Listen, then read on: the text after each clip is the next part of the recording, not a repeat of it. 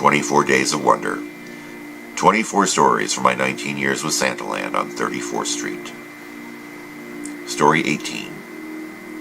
Special Christmas Wishes.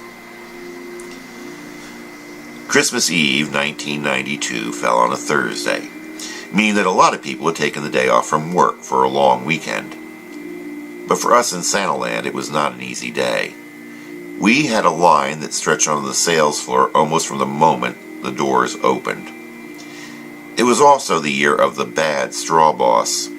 I had begun in the house at 7 a.m., and at 1:30 p.m. I was still there and had not yet received a break. My water cup had been empty since about 9:30 a.m., but the pace of the house never stopped.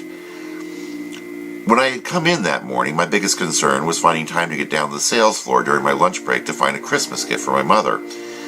By 1:30, I was worried I might not get any break at all. My throat was very dry, I was losing my voice, and I was physically drained. I had sent word to the straw boss twice to get updates, but he had never showed up, and I was not sure how much longer I could last. So I definitely was not ready for 2 of the visits I would get in that next half hour. A little boy of about 6 years of age came in with a group of adults. An aura of sadness hung over the group. A woman, who I judged to be his grandmother, made it very clear they were not going to take a photo. The little boy sat on my knee, but he never really looked at me. I tried going into the regular visit, but he was pretty much unresponsive. Now, out of the corner of my eye, I noticed the adult speaking with my elf. There was something very serious and solemn about this visit that I did not understand. But my house elf did, and she was crying. I asked the boy several times what he wanted for Christmas, and finally he said in a weak voice, "I want my mommy not to be in a coma and to come home for Christmas." I froze for a second, and then I saw my elf shaking her head. I could tell by her expression and the expression on the adults that the mother was terminal, and she would not be coming home. I held the little boy's hand, not sure how to respond. Finally, I whispered something into his ear. We hugged for a very long time, and then they left.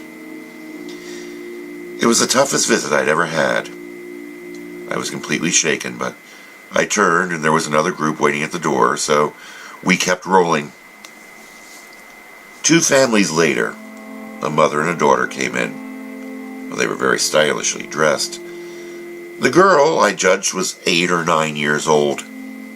She came right over and gave me a hug. As we started the visit, I saw the mother looking at us with an intensity that I did not understand. I looked up at her for a second. She realized that I was puzzled, and she explained, "Santa, this is Christmas Eve. She said she wouldn't tell anyone what she wanted for Christmas until she told you. This was as soon as we could get here, and the clock's ticking on shopping hours, if you know what I mean." I smiled at her and then at her daughter. I asked her what this very important Christmas wish was. The little girl replied, "Santa, I don't want there to be any more starving children in the world." That December, there was a civil war in Somalia. There were pictures of starving Somali children in every paper and on every news program. I said it was a beautiful wish.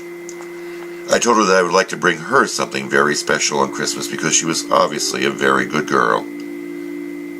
But she shook her head and said, "Santa, I don't want you or Mommy or anybody spending money on me, but can help to feed children.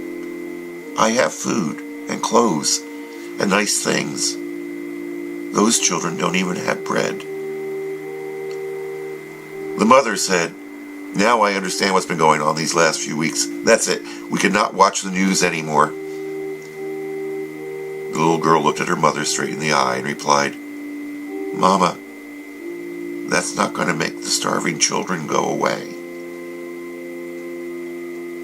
And at that moment, I realized there was this truly remarkable human being sitting on my knee, This little girl, not even 10 years of age, possessed a wisdom and generosity of spirit that most people are incapable of acquiring in an entire lifetime.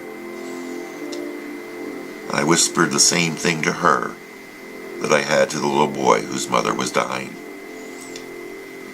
When the girl and her mother left, I told the elves I would only see the one family waiting at the door, and then we were closing the house until the straw boss arrived.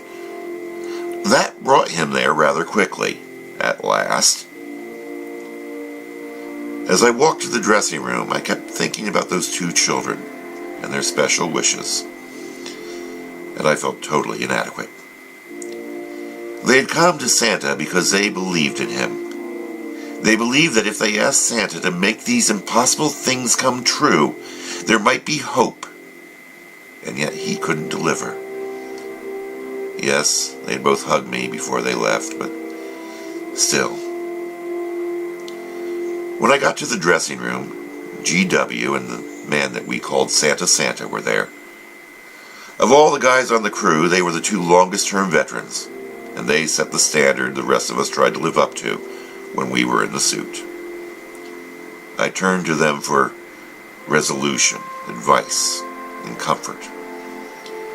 They were in the back of the dressing room laughing at something, but as soon as they saw the expression on my face, they both stopped and asked me what was wrong. I told them of a little boy who wanted his mother to live, and a little girl who wanted every child in the world to have enough to eat.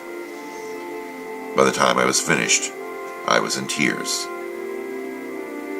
Both of them were quiet. "What do you tell a child who asks you that?" I said. And GW and Santa both said the same thing. They said I should tell them Santa would pray very hard for their wish to come true, and Santa would also pray for them as well. I had whispered that to both of them, and every time I think of them, I still pray for them both.